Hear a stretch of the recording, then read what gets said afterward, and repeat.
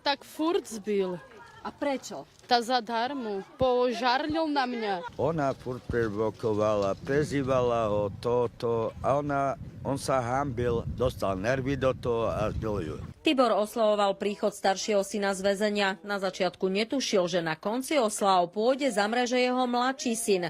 A to vďaka aj jeho družke. Syn, ako prišiel z basy, viete, Tak.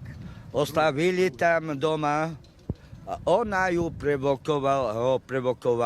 On sa opil a on prišiel hore.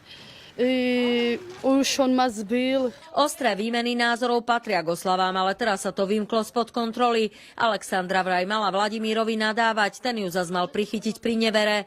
Začali ju byť metlou hlava nehlava a mala dostať aj soškou či vázou do čela. Ja vám ja nemám.